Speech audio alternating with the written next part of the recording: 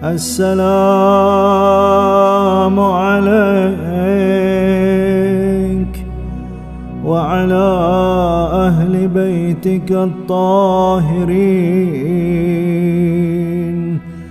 الهادين المهديين ورحمة الله وبركاته. Ya Allah, Ya Rahman, Ya Rahim, wahai pencipta dan penguasa alam semesta, wahai yang rahmatnya meliputi segala sesuatu, wahai yang kebaikannya abadi, lidah ini takkan mampu merangkai kata-kata untuk mengungkapkan rasa syukur kepadamu.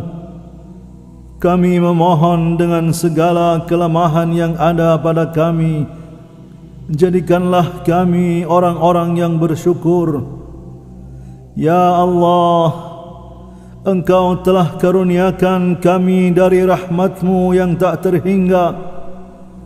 Kau telah utus untuk kami cahaya-Mu, makhluk pilihan-Mu, hamba-Mu yang paling mulia, Nabi Agung Muhammad salawatuka alaihi wa alih.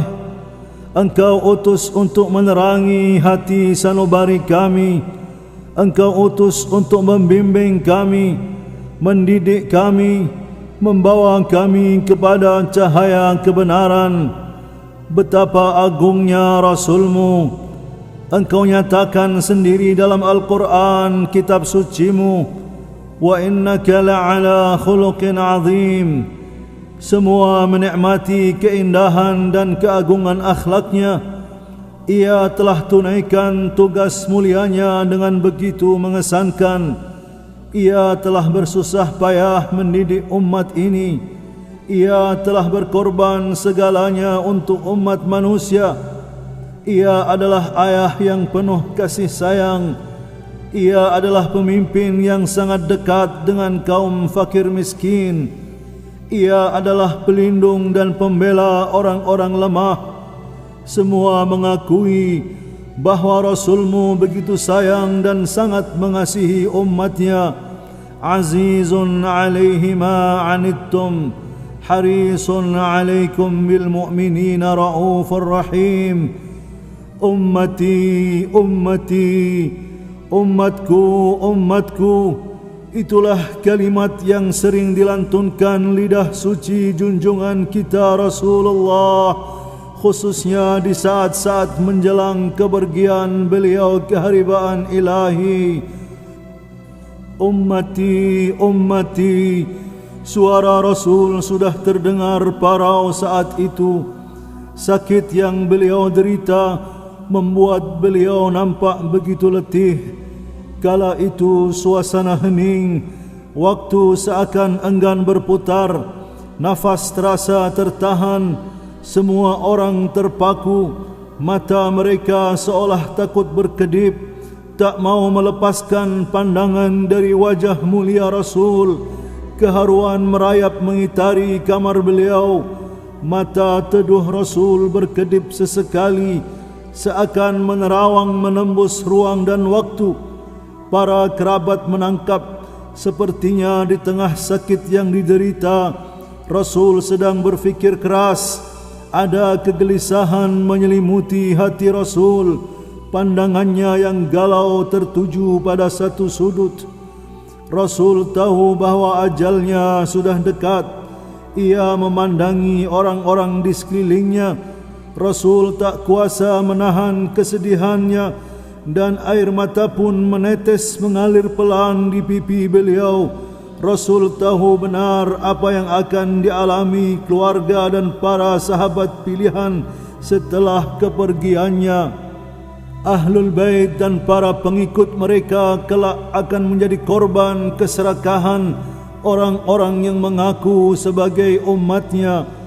Sakit yang beliau rasakan kerap kali membuat beliau tak sadarkan diri. Namun kepedihan di hati beliau setiap kali mengingat penderitaan yang akan dialami oleh orang-orang yang dicintainya nanti. Hal itu beliau rasakan lebih berat ketimbang penderitaan karena sakit yang dialaminya. Fatimah Az-Zahra menangis. Ia memandangi wajah suci ayahandanya tercinta. Ia tahu bahawa sebentar lagi akan terjadi perpisahan yang sangat menyedihkan. Tak akan ada lagi suara lembut penentram hati. Tak ada lagi belayan penuh kasih. Tak akan ada lagi suara ketukan di pintu membangunkan keluarganya di waktu subuh. Rasul akan pergi bertemu sang kekasih. Rasul akan pergi menghadap Ilahi. Tahu akan kesedihan putrinya, Rasul meminta Fatimah untuk mendekatkan wajahnya, wajah yang selalu dipandanginya apabila beliau merindukan surga, wajah yang selalu diciuminya bila beliau merindukan wewangian surga. Rasul pernah bersabda, Fatimah haura insiyah, kullama ishtaqtu ilal jannati qabbaltuha. Fatimah adalah bidadari yang berupa manusia yang diciptakan dari benih-benih surga. Setiap aku rindu kepada surga, aku menciuminya. Fatimah menempelkan kepalanya di wajah ayahnya. Lalu ayahnya berbisik, ajalku sudah dekat. Bertakwalah kepada Allah subhanahu wa ta'ala dan bersabarlah. Fatimah pun tak mampu menahan tangis. Rasul memahami kepiluan putrinya. Rasul yang penuh cinta dan kasih sayang berusaha menghapus duka putrinya. Rasul memberi isyarat sekali lagi agar Fatimah mendekatkan telinganya dan beliau kembali berbisik, engkau adalah orang pertama di antara keluargaku yang akan segera bertemu denganku, maka berbahagialah. Bisikan beliau kali ini membuat Fatimah tersenyum lega penuh harap. Hari itu terasa lebih sunyi dari hari-hari sebelumnya. Matahari menahan sinarnya. Angin sahara berhembus pelan menyibakkan tirai rumah-rumah kosong yang ditinggalkan penghuninya. Hari itu seakan kekuatan gaib membangkitkan Rasul dari pembaringannya. Beliau membuka pintu rumah dengan tangannya sendiri. Saat itu seakan tak tampak keletihan di diri Rasul. Beliau pergi menuju masjid. Wajah suci Rasul menunjukkan kegembiraan pada saat menyaksikan para sahabatnya memenuhi masjid. Seorang sahabat berkata, saya tidak pernah melihat Rasul begitu gembira kecuali pada saat itu. Di saat itulah Rasul menyampaikan pesan terakhirnya. Beliau menyampaikan peringatan agar umatnya senantiasa waspada akan datangnya fitnah besar yang apinya telah disulut oleh kemunafikan. Itulah kali terakhir Rasul masuk ke dalam masjid dan kemudian keluar untuk selama-lamanya. Dalam sebuah riwayat, Rasulullah sallallahu alaihi wasallam menyebutkan, di antara yang paling sedikit yang dapat diraih umat manusia adalah yakin, dan kedua adalah kemantapan dalam ketabahan. Barang siapa yang mendapatkan keduanya, maka tiadalah dia merisaukan kekurangan masa lalunya, di mana dia tidak berkesempatan memperbanyak salat malam dan salat sunnah lainnya. Tapi yang paling aku khawatirkan adalah bila dibukanya pintu-pintu dunia oleh Allah bagi kalian sesudah kepergianku, maka sebagian dari kalian akan mengingkari sebagian yang lain, dan pada saat itu pula para penghuni langit akan mengingkari kalian. Barang siapa yang tabah, maka jayalah ia dengan kesempurnaan pahala. Allah berfirman dalam surah An-Nahl ayat 96, apa yang ada di sisimu akan lenyap dan apa yang ada di sisi Allah adalah kekal, dan sesungguhnya kami akan memberi balasan kepada orang-orang yang sabar dengan pahala yang lebih baik dari apa yang telah mereka kerjakan. Ummu Salamah radhiyallahu anha juga pernah meriwayatkan bahawa Rasul berwasiat agar kalian bertakwa kepada Allah, dan aku sangat memohon kepada Allah agar memperhatikan kalian, dan aku titipkan kalian kepadanya.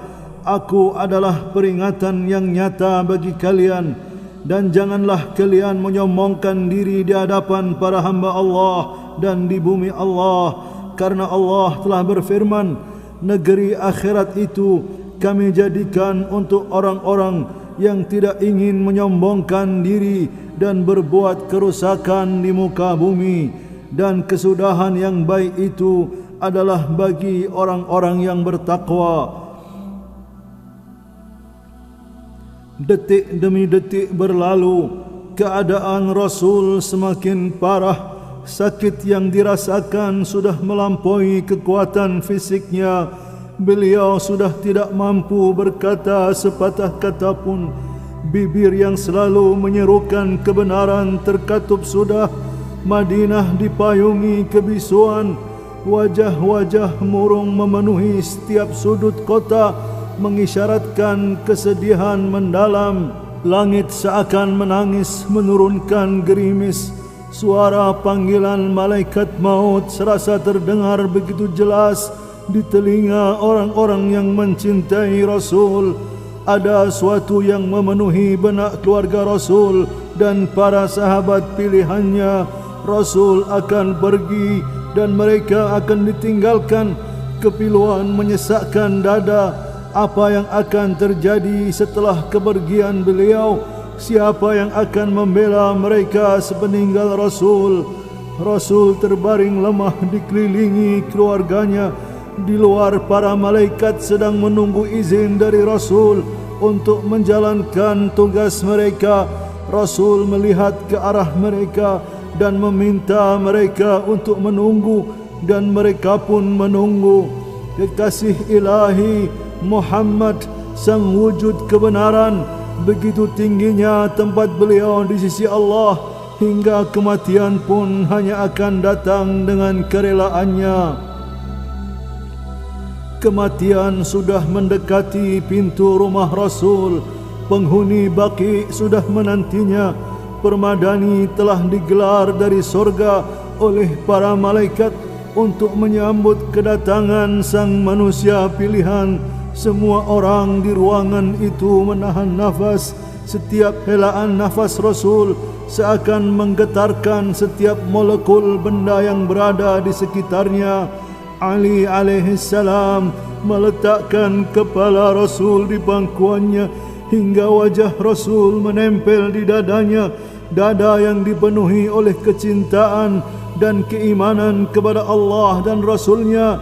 Dulu Ali besar di bawah bimbingan Rasul, kini sang pengasuh mulia terkulai lemah di pangkuan Ali saat menjelang ajalnya. Di samping Rasul ada cawan berisi air.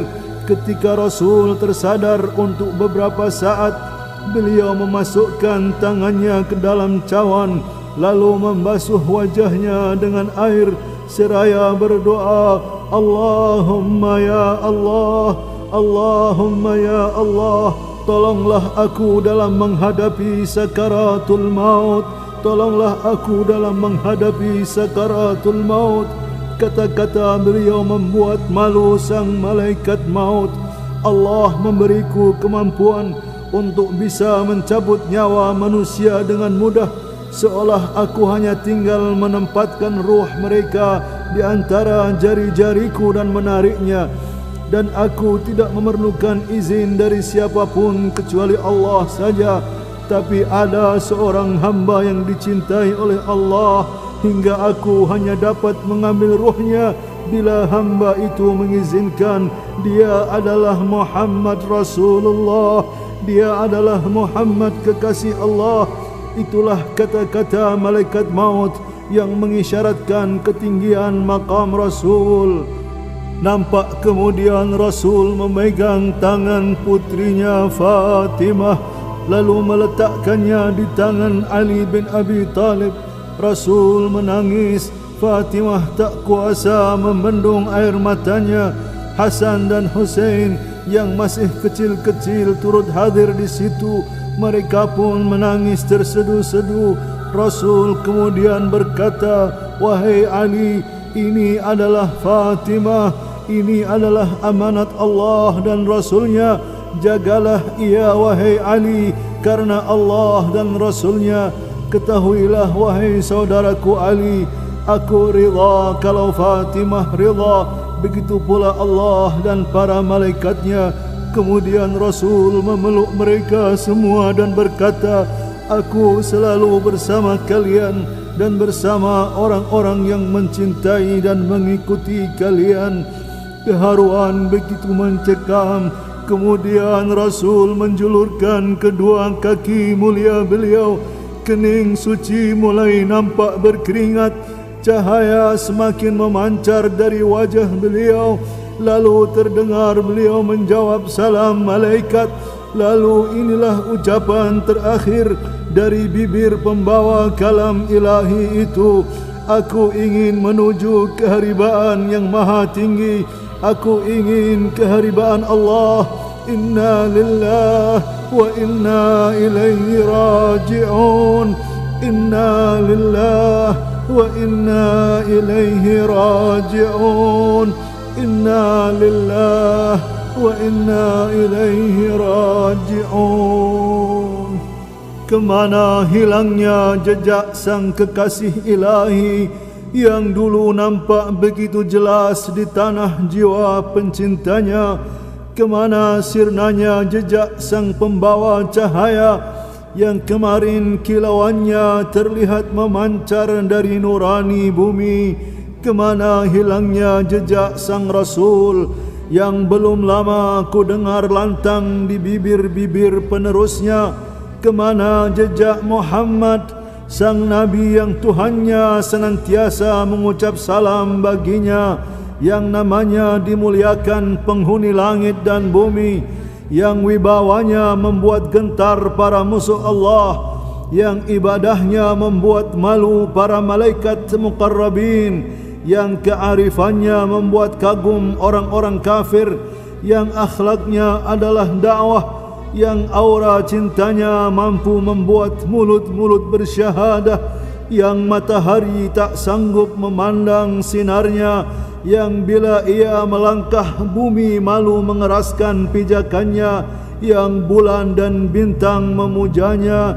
Kemana jejak Muhammad, sang Nabi yang senantiasa menghidupkan malam-malamnya dengan mengingat Allah, yang kasih sayangnya adalah tetesan murni dari kasih ilahi, yang selalu menengadahkan tangan memohon rahmat dan hidayah bagi umatnya, yang air matanya menetes demi umatnya, yang darahnya mengalir demi umatnya, yang gelisah karena memikirkan nasib umatnya, yang galau karena prihatin akan masa depan umatnya, yang rela menanggung penderitaan sakaratul maut umatnya, yang tak memperdulikan rasa sakitnya untuk bisa berdiri di mimbar dan memberi wasiat untuk keselamatan umatnya, yang bersimpuh di hadapan Allah memohon agar kelak bisa memberi syafaat umatnya. Kemana jejak Muhammadku? Kemana jejak Muhammadku? Jejak itu telah hilang bagai tersapu pasir Sahara. 23 tahun sang Nabi mengukir jejak tapak kakinya di tanah rohani pengikutnya, di bumi spiritual wasinya. 23 tahun sang manusia mulia pembawa risalah suci, pengemban untean kalam ilahi, mewarisi jejaknya untuk kita ikuti dari alam dunia melewati barzakh, menandai mahsyar hingga sampai ke singgasana yang ia persembahkan untuk umat yang dicintainya. 23 tahun jejak kaki sang Nabi berlumuran darah, terinjak kerikil tajam yang disebarkan musuh-musuhnya, melepuh dibakar api Sahara. Namun beliau tetap berjalan, beliau tetap ingin mewariskan jejaknya untuk kita. 23 tahun sang Nabi meninggalkan jejak Mi'raj, jejak hijrah, jejak Badar, jejak Uhud, jejak-jejak perjuangan membela agama kebenaran agar muslimin dapat hidup terhormat, agar muslimin bangga dengan keislamannya, agar muslimin dapat dipandang oleh dunia sebagai kaum yang merdeka, kaum yang tidak rela ditindas, kaum yang mulia. Kemana jejak Muhammad kita? Jejak itu telah hilang bagai tersapu ombak lautan. Jejak itu kita hapus dengan meninggalkan Al-Quran, terhapus oleh kemaksiatan, terhapus oleh kesombongan, terhapus oleh iri, dengki, hasud di antara sesama, terhapus oleh dosa-dosa, terhapus oleh ketidakmampuan kita memilih kawan, terhapus oleh ketidakmampuan kita melihat lawan, terhapus dengan ketidakpekaan kita terhadap sesama, terhapus dengan keengganan kita bersedekah, terhapus oleh lidah kita yang sibuk menghakimi orang, yang sibuk mengkafirkan sesama, terhapus dengan keakuan, terhapus oleh panjangnya angan-angan, terhapus oleh kebencian kita terhadap saudara, terhapus oleh kepatuhan kita kepada setan dan hawa nafsu, terhapus oleh ketidakmampuan kita mengenali pemimpin, terhapus oleh kerelaan kita terhadap penjajahan, terhapus oleh rasa takut kita menghadapi kezaliman, terhapus oleh rasa malas kita untuk berjuang di jalan Allah, terhapus oleh kecintaan kita pada yang fana, terhapus oleh keraguan kita pada yang abadi, terhapus oleh pesimisme, terhapus oleh kita yang membiarkan tumbangnya kebenaran dan berdirinya kebatilan. Kita hapus dengan membuka pintu rumah kita untuk dimasuki oleh antek-antek iblis. Kita hapus dengan meninggalkan ajaran Muhammad. Kita hapus dengan menurunkan bendera Muhammadi dan mengabaikannya di tanah berlumpur hingga tak lagi terlihat warnanya, tak terbaca semboyannya, tak tercium wanginya, tak nampak lambangnya. Bendera itu terinjak-injak, tercabik-cabik hingga kita kehilangan jejak sang Nabi. Jejak sang Nabi yang dulu mampu merubah zaman kejahilan menjadi zaman pencerahan, kita hapus dan kini kita telah kembali kepada kejahilan. Ya Rasul, ya Rasulullah, jangan dulu kau palingkan wajah muliamu dari kami. Pandanglah kami, gapailah tangan kami, tolonglah kami di dunia ini dan berilah kami syafaatmu di akhirat nanti ya Rasulullah.